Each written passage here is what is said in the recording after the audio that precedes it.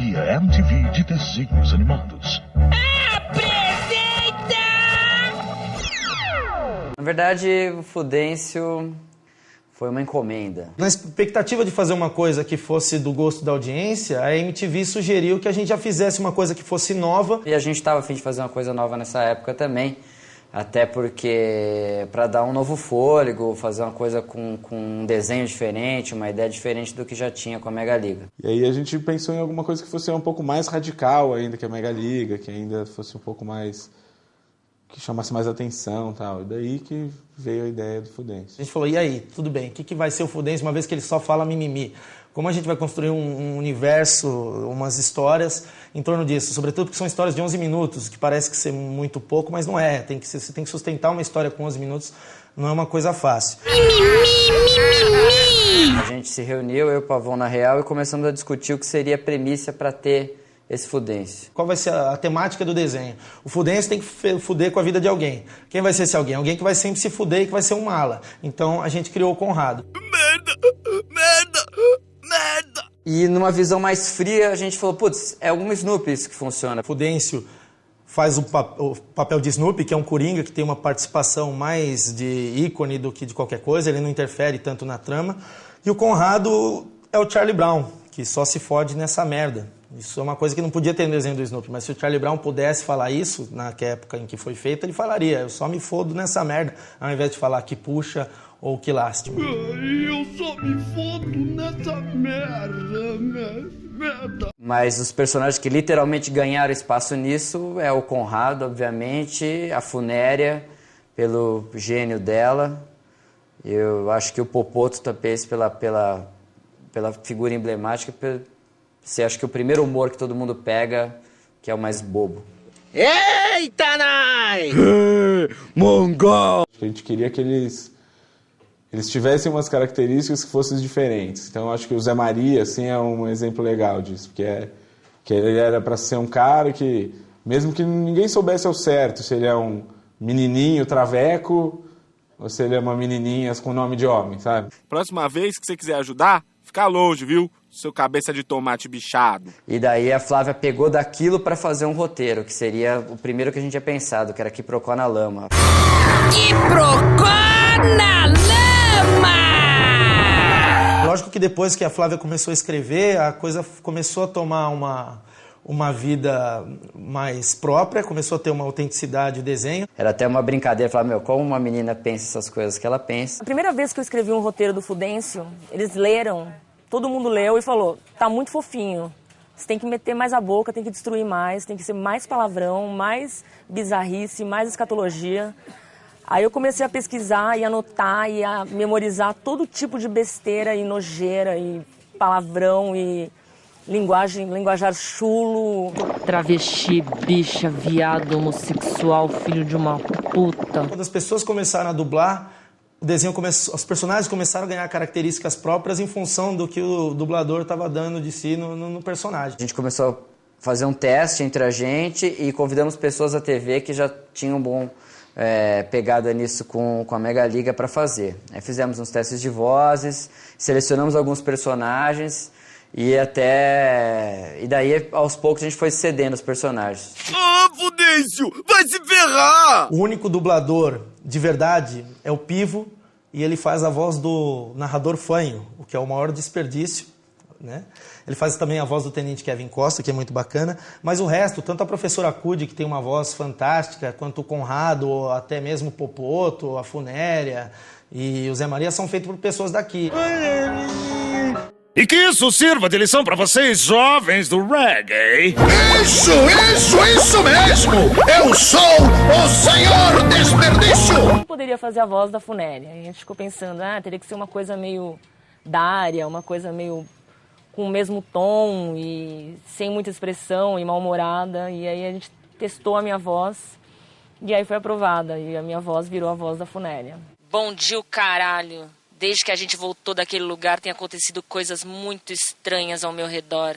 Eu faço Peruíbe. Ei, Fudêncio, segura essa porta aí, caceta! Eu faço o Fudêncio, o narrador Esquizo, o Popoto. Fudêncio, seus amigos, Fudêncio, mutante! Eu quero deixar claro que eu não tenho nada a ver com a funéria. Eu sou super bem-humorada, eu sou super amiga das pessoas, eu adoro a vida. Você não vê que eu tô gravando? Porra! Pra fazer a música, eu lembro que a referência tinha que ser punk, tinha que ser alguma coisa meio Ramones, tinha que ser alguma coisa, mas por outro lado tinha que ter uma pegada de desenho animado, né?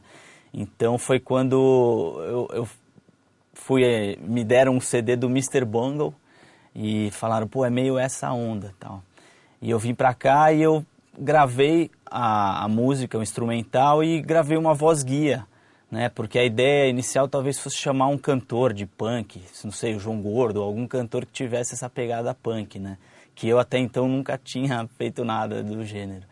E aí eu cantei meio que pra ser uma guia mesmo, né? Tira essa sala do lugar! Com uma voz meio rouca assim. E quando eu mostrei pros caras, eles gostaram e acabou ficando assim. Tira essa sala do lugar, Vuduzento vai falar! Tira essa sala do lugar, Vuduzento vai falar! Os efeitos sonoros são a parte mais divertida de você criar em desenho animado, né? A porta abrindo.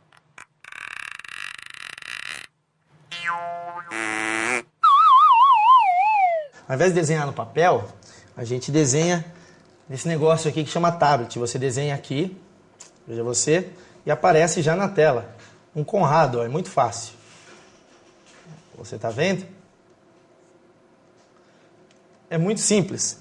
Então a gente não usa mais papel há muitos anos. Para limpar o bumbum, a gente usa tablet. Um desenho simples que todas as pessoas faziam. Veja só. E aqui nós temos o Snoopy.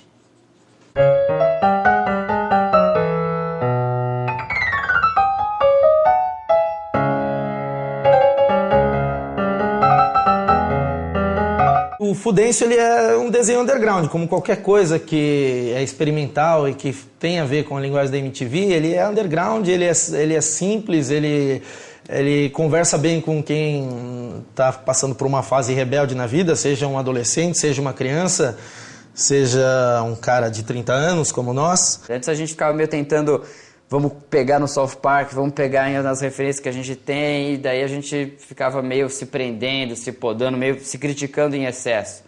Aí quando teve a salvadora definição de que a gente era bobo e apelativo, todo mundo se desculpou e falou, putz, é isso mesmo, a gente é bobo, a gente é apelativo. Na última vez que eu fui ao zoológico, tive 3 paradas respiratórias. A gente tem carta branca para fazer o que quiser, raramente a gente é tesourado.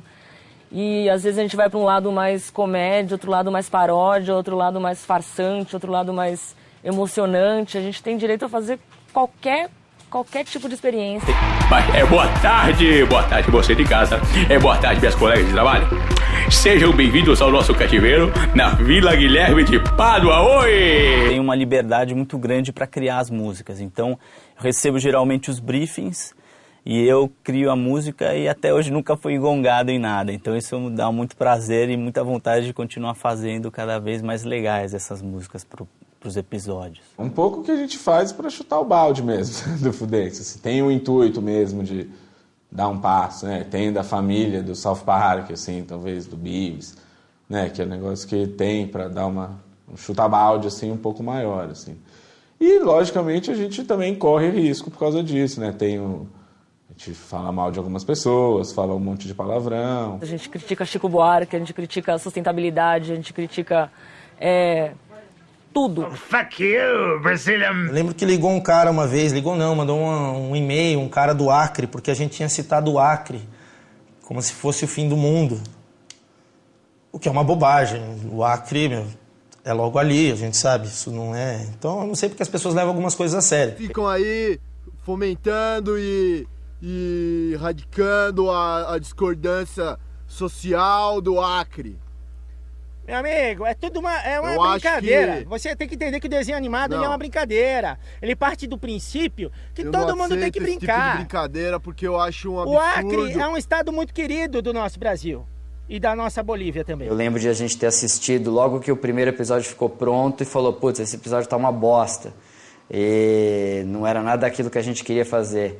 Hoje, recentemente, assistindo os episódios para ver pro DVD, você fala, putz, não é tão ruim assim. Então, não sei se eu me acostumei com a ideia que já ficou tão ruim na minha cabeça, que eu na ruim na cabeça de todo mundo, ou se realmente era tão bom que a gente nem entendia naquela época.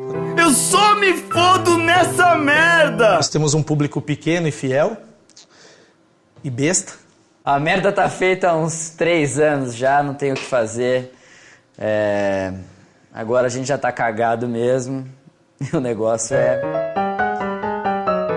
passar na cara.